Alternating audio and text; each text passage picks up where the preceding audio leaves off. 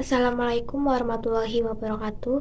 Yang terhormat Ibu Wilis Cahyani selaku dosen pengampu mata kuliah agronomi kelas D dan teman-teman sekalian yang saya banggakan. Pada kesempatan kali ini, kami kelompok 1 akan mempresentasikan hasil diskusi kami mengenai budidaya tanaman padi. Sebelumnya, izinkan saya untuk memperkenalkan anggota kelompok kami dengan saya sendiri, Azmi Nurul Afifah dengan NIM A1D022166, Randi Aprilian dengan NIM A1D022015, Melinda Putri Amelia A1D022034, Nur Izzah dengan NIM A1D022147, Muhammad Radia dengan NIM A1D022176, dan Sepirlia Nur Aminah dengan NIM A1D022209. Pada kesempatan kali ini, kelompok kami akan memaparkan beberapa topik mengenai budidaya tanaman padi. Yang pertama, botani, morfologi, dan cara tumbuh tanaman padi.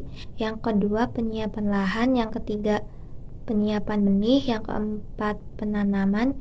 Yang kelima, pemeliharaan. Dan yang terakhir ada panen dan pasca panen.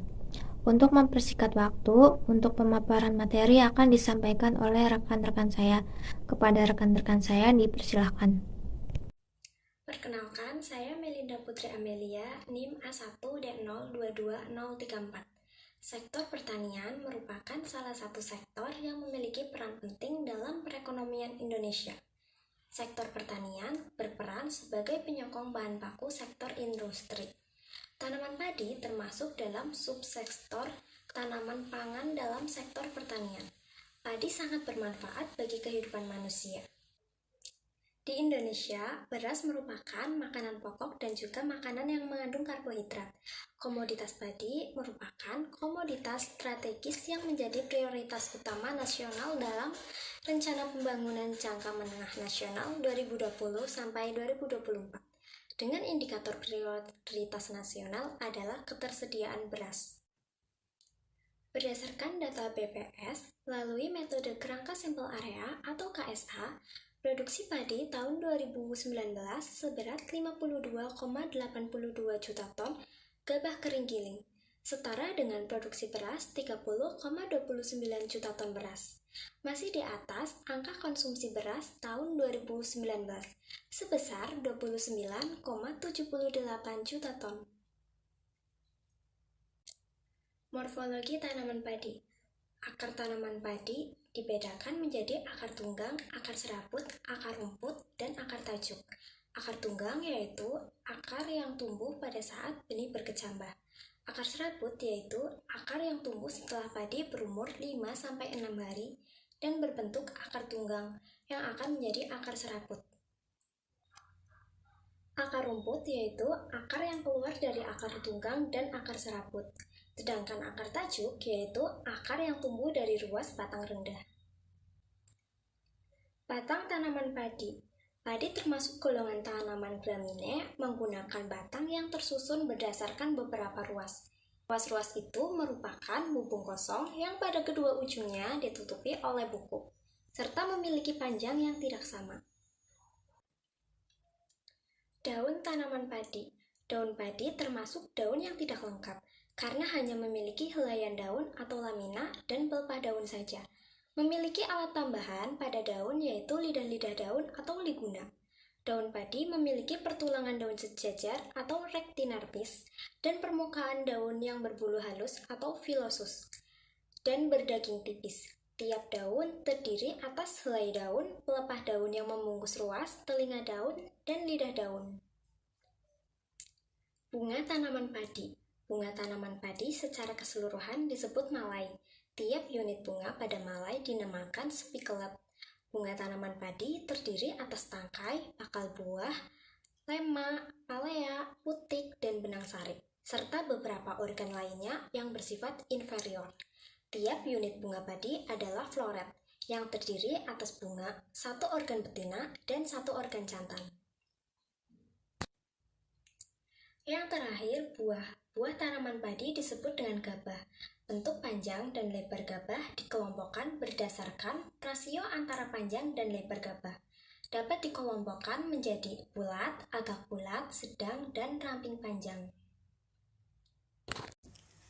Selanjutnya saya akan menjelaskan mengenai syarat tumbuh bagi tanaman padi, di mana terdapat 4 syarat, yaitu yang pertama ada suhu, yang kedua ada cahaya, yang ketiga curah hujan, dan yang keempat adalah tempat persemaian.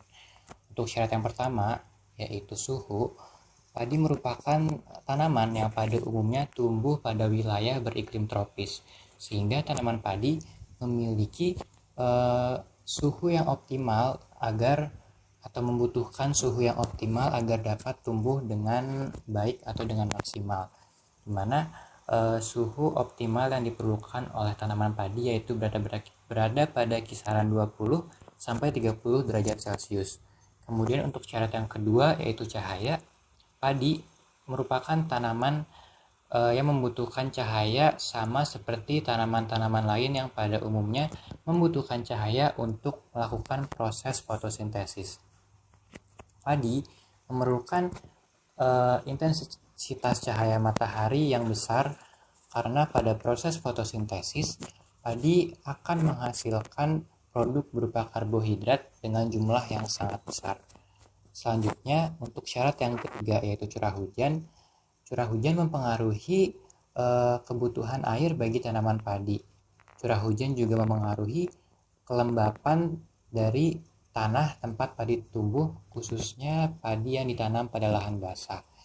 Agar dapat tumbuh dengan maksimal, pada umumnya kelembapan yang dibutuhkan oleh tanaman padi yaitu berada pada kisaran 80 sampai 90%. Kemudian untuk syarat yang keempat yaitu tempat persemaian. Jadi tempat persemaian itu merupakan salah satu syarat yang harus diperhatikan, di mana tempat persemaian dari padi harus dapat memenuhi kebutuhan dari tanaman padi tersebut, seperti kondisi tanah yang baik dan juga kondisi lingkungan yang mendukung. Kegiatan penanaman padi diawali dengan kegiatan pengolahan lahan. Pada tahap awal, pengolahan lahan sawah diawali dengan pembuatan ulang pematang sawah. Kegiatan pembuatan pematang sawah bertujuan untuk sebagai batas bidang olah, membuat sifat datar, penahan air dalam petakan dan jalan inspeksi, mencegah hanyutnya lumpur, bahan organik maupun nutrisi tanah. Terus selanjutnya mengatur tinggi genangan. Kegiatan pembuatan pematang sawah biasanya dilakukan dengan mencangkul tanah yang berada di pinggiran pematang, kemudian memopoknya atau menumpuknya kembali pada pematang sawah yang lama, sehingga rumput dan pematang yang lama dapat tertutupi. Tahap kedua yaitu kegiatan pembajakan. Kegiatan pembajakan bertujuan untuk membalik tanah dan membenam bahan organik yang berada pada tanah. Pembajakan dilakukan dengan bajak singkal yang dapat ditarik dengan sapi secara tradisional dan traktor secara modern. Untuk tahap ketiga yaitu penggaruan. Kegiatan penggaruan ini bertujuan untuk meratakan tanah hasil pembajakan, meratakan pupuk dasar yang terbenam dalam tanah, dan membuat tanah bertekstur lumpur yang sempurna. Penggaruan dilakukan menggunakan bajak garu yang ditarik dengan traktor maupun dengan sapi. Tahap yang kedua yaitu kegiatan penyiapan benih. Kegiatan penyiapan benih dibagi menjadi 3 fase. Yang pertama yaitu pemilihan varietas dan mutu benih. Pemilihan benih penting dilakukan agar dapat menghasilkan produksi padi yang tinggi. Mutu benih yang baik dapat dilihat secara fisik, fisiologis, dan genetik. Benih yang memiliki mutu fisik yang baik akan terlihat bersih, cerah, bernas, dan berukuran seragam.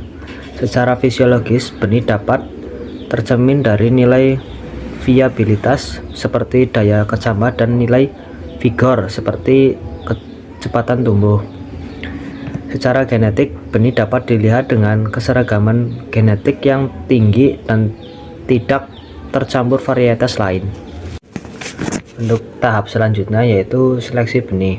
Kegiatan seleksi benih ini bertujuan untuk memilih benih yang masih bagus dan benih yang sudah jelek.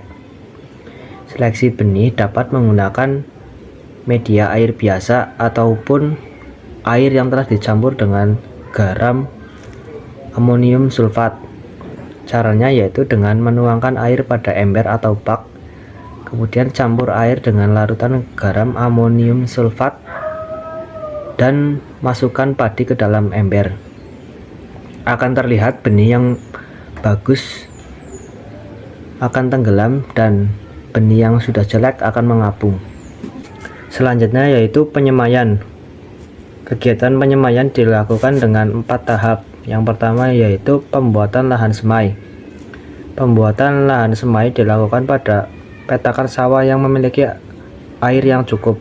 Untuk ukurannya yaitu dengan lebar 1 sampai 1,2 meter dan panjangnya sesuai dengan kebutuhan lahan. Untuk 1 hektar lahan diperlukan persemaian dengan luas 400 meter persegi. Setelah lahan siap, padi dapat disemai pada lahan persemaian. Penaburan bibit padi dilakukan secara merata dan tidak bertumpukan. Padi yang disebar sebelumnya sudah melakukan proses perendaman selama 2 hari 2 malam. Untuk ketiga yaitu kegiatan pemupukan. Kegiatan pemupukan pada bibit padi dilakukan setelah 1 minggu tanam. Biasanya petani dalam pemupukan persemaian menggunakan pupuk SP36, urea, dan KCl.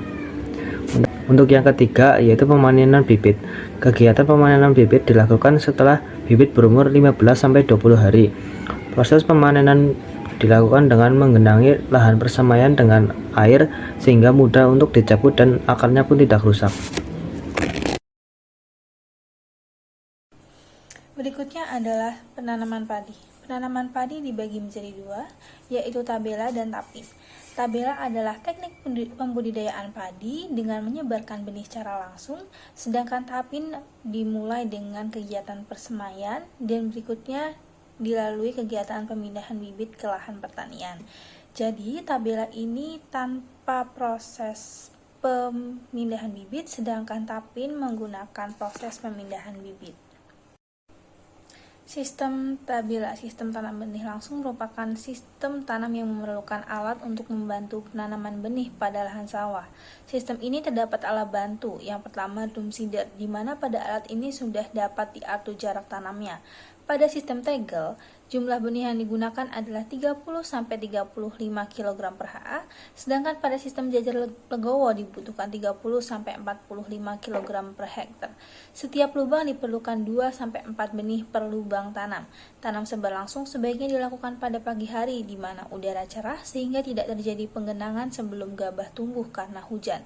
Jika terjadi penggenangan sebaiknya dilakukan pembuangan air melalui sistem drainase sebelum gabah melekat di tanah. Tapin, tanam pindah. Pada sistem tanam pindah, benih padi disemaikan terlebih dahulu di lahan yang terpisah yang biasa disebut dengan lahan persemaian selama 20-25 hari. Ketika bibit siap untuk ditanam, bibit ditanam dengan cara dipindah dari bendengan persemaian ke petakan sawah. Untuk pemakaian bibit, tiap lubang diisi 1-3 batang dan berada pada kedalaman 1-2 cm. Hal ini penting dilakukan agar jumlah anakan produktif tanaman padi meningkat dan tidak mempersulit padi untuk membentuk anakannya.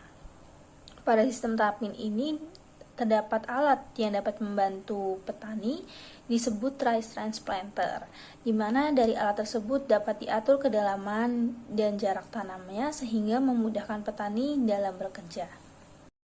Sistem larikan atau merupakan sistem jarak tanam yang sering digunakan oleh petani Indonesia terdapat 2, yaitu jajar legowo 2:1 dan tegel. Sistem tanam tegel merupakan sistem tanaman padi yang telah lama dipraktekkan oleh petani. Jarak tanamannya membentuk kotak-kotak menyerupai tegel sehingga disebut sistem tegel. Jarak tanam yang biasa digunakan antara lain adalah 25 x 25 cm. Yang kedua adalah jajar legowo 2:1. Jajar legowo 2:1 adalah sistem tanam yang setiap 2 barisan tanaman diselingi 1 barisan kosong dengan lebar 2 kali jarak barisan. Namun, jarak tanam dalam barisan dipersempit menjadi setengah jarak tanaman aslinya. Penerapan sistem tanam padi legowo disarankan menggunakan jarak tanam 25 x 25 cm antar rumpun dalam baris 12,5 cm jalak dalam baris, dan 50 cm sebagai jarak antara barisan, yang ketika diperhitungkan adalah 25 kali 12,5 dan kali 50 cm. Berikutnya adalah kegiatan pemeliharaan padi. Pemeliharaan padi ini dilakukan terhadap padi dan sawah agar tanaman tumbuh sehat dan normal melalui pertama, penyulaman, dan yang kedua, penyiangan. Penyulaman merupakan kegiatan mengganti bibit yang mati atau rusak agar populasi tanaman tidak berkurang. Penyulaman dilakukan sebelum padi memasuki minggu ketiga. Bibit sulaman harus sama dari jenis yang dilakukan penanaman sebelumnya. Yang kedua adalah penyiangan. Penyiangan merupakan kegiatan menghilangkan rumput-rumput liar terhadap padi yang masih muda atau disebut gulma. Dilakukan sebaiknya ketika rumput masih berukuran kecil. Penyiangan dapat dilakukan secara mekanis dan menggunakan bahan kimia. Secara mekanis dapat menggunakan alat bantu yang berupa sabit atau alat semacamnya, sedangkan menggunakan bahan kimia dapat dilakukan menggunakan herbisida. Penyiangan dilakukan dengan mencabut rumput-rumput yang dikerjakan. Selanjutnya adalah pengairan. Pada pemeliharaan padi adalah salah satu faktor penting yang mempengaruhi hasil panen. Pengairan yang baik dan tepat dapat meningkatkan pertumbuhan dan produktivitas tanaman padi, serta mengurangi serangan hama dan penyakit. Pemberian air pada padi tergantung fase tanamnya. Yang pertama 3 hari setelah tanam, kondisi tanah dibuat mencak-mencak. 4 hari setelah tanam sampai 10 digenangi setinggi 25 cm. 11 hari setelah tanam, air dipetakan dibiarkan mengering sendiri selama 5-6 hari. Setelah mengering, petakan diairi setinggi 5 cm dan kemudian dibiarkan lagi mengering sendiri. 10 hari setelah panen sampai panen, petakan dikeringkan. Selanjutnya adalah pemupukan. Pemupukan adalah kegiatan pemberian unsur-unsur hara tambahan pada tanah sehingga terjadi perbaikan hara pada tanah. Pemupukan dasar diberikan pada saat menjelang tanam atau menjelang pengolahan tanah.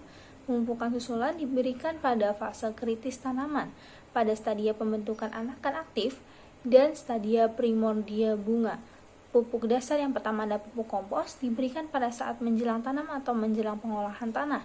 Yang kedua ada pupuk dasar. Pupuk ini berupa pupuk urea, pupuk P, pupuk PK atau pupuk KCl, atau pupuk menjemuk sesuai dengan dosis anjuran. Pupuk dasar diberikan pada tanaman saat 7-14 hari setelah tanam. Adalah pengendalian hama dan penyakit. Hama yang terkenal sering menyerang padi adalah wereng. Wereng biasanya menyerang pada masa vegetatif maupun pada masa generatif.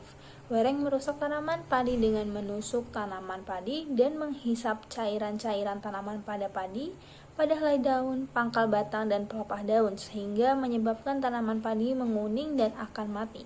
Yang kedua ada tikus. Tikus sawah menyerang tanaman padi dengan cara memotong atau mencabut tanaman yang baru ditanam.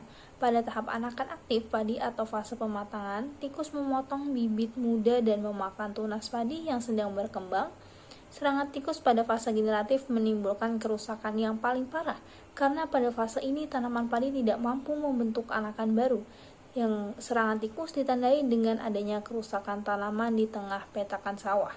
Yang ketiga ada keong mas. Hama ini menyerang mulai dari persemaian sampai tanaman sudah dipindahkan ke sawah. Serangan paling berat biasanya terjadi pada saat tanaman berumur 1-7 hari setelah pindah tanam, sampai tanaman berumur kurang lebih 30 hari. Keong mas terutama menyerang pada bakal anakan tanaman padi sehingga mengurangi anakan tanaman. Untuk mengurangi resiko padi terserang hama dapat dilakukan beberapa cara. Yang pertama, wereng. Menggunakan varietas yang tahan seperti R74, penggiringan varietas antar musim, penggunaan pestisida sistemik, dan yang kedua ada tikus. Dapat dilakukan dengan gropyokan, pengumpamaan, sanitasi, pengenangan. Yang ketiga ada keong mas. Keong mas dapat dilakukan dengan pungutan telur, pengelolaan air, penggunaan umpan, dan pengendalian secara kimia. Berikutnya adalah pengendalian penyakit. Ada beberapa penyakit yang terkenal sering menyerang padi. Yang pertama ada bercak daun coklat. Penyakit ini menyerang pelepah, malai, buah yang baru tumbuh, dan bibit yang baru berkecambah. Bibit bercak-bercak coklat tetap berisi, namun saat dewasa padi mengalami busuk dan mati. Pengendalian dapat dilakukan dengan merendam benih di air hangat dan ditambahkan dengan POC NASA. Pemupukan berimbang dan penggunaan varietas tanam padi tahan penyakit ini. Yang kedua ada penyakit blas. Kerusakannya menyerang daun, buku pada malai, dan ujung tangkai malai. Daun, gelang buku, tangkai malai, dan cabang di dekat pangkal malai akan membusuk sehingga butiran padi menjadi hampa. Pengendalian dapat dilakukan dengan membakar sisa jerami, menggenangi sawah, menanam varietas unggul, dan memberi pupuk N di antara fase vegetatif dan fase pembentukan bulir. Yang ketiga ada busuk pelepah daun. Kerusakannya menyerang daun dan pelepah daun pada tanaman yang sudah membentuk anakan, menyebabkan jumlah dan mutu gabah menurun. Pengendalian dapat dilakukan dengan menanam padi tahan penyakit dan memberikan glio pada saat pembentukan anakan. Selanjutnya terdapat panen dan pasca panen padi. Panen merupakan pekerjaan akhir dari budidaya tanaman atau bercocok tanam, tapi merupakan awal dari pekerjaan pasca panen. Panen padi itu dilakukan ketika butir-butir padi telah mencapai kematangan penuh dan kadar air di dalamnya telah mencapai tingkat yang tepat untuk penyimpanan jangka panjang. Umumnya panen optimum dilakukan pada saat gabah menguning 90-95%. Pasca panen diartikan sebagai berbagai tindakan atau perlakuan yang diberikan pada hasil pertanian setelah panen sampai komoditas berada di tangan konsumen. Pasca panen padi itu terdapat 6. Yang pertama itu perontokan. Perontokan pada padi dapat dilakukan secara manual dengan diiles dan menggunakan mesin. Yang kedua ada pengeringan gabah, merupakan proses penurunan kadar air gabah sampai mencapai nilai tertentu sehingga gabah siap untuk digiling. Yang ketiga, penggilingan gabah merupakan proses untuk mengubah gabah menjadi beras. Yang keempat, penyusuhan gabah, proses pemisahan lapisan testa, aleuron, dan perikarp dari butir beras pecah kulit sehingga diperoleh beras. Yang kelima, pengemasan. Beras dikemas dalam kemasan yang sesuai seperti karung atau kantong plastik. Yang terakhir ada penyimpanan. Beras disimpan pada tempat yang kering, bersih, dan memiliki ventilasi yang baik agar terhindar dari hama. Dari pemaparan yang sudah disampaikan oleh kelompok kami, dapat disimpulkan bahwa tanaman padi merupakan tanaman rumput-rumputan dengan genus Oryzalin dan masuk ke dalam golongan rumput-rumputan. Tanaman padi dapat hidup dengan baik di daerah yang panas dan banyak mengandung uap air, atau dapat disimpulkan tanaman padi dapat tumbuh dengan baik di iklim yang panas dengan udara yang lembab. Kondisi lembab yang dimaksud ialah dapat diartikan dengan jumlah curah hujan, temperatur, ketinggian tempat sinar matahari, dan angin. Untuk budidaya tanaman padi sendiri dapat dilakukan dengan cara penyiapan lahan atau pengolahan lahan, penyiapan benih, penanaman, pemeliharaan tanaman, dan yang terakhir ada panen dan pasca panen. Sekiranya itu saja yang dapat kami sampaikan. Apabila ada kesalahan dalam penyampaian materi, kami mohon maaf sebesar-besarnya. Terima kasih. Wassalamualaikum warahmatullahi wabarakatuh.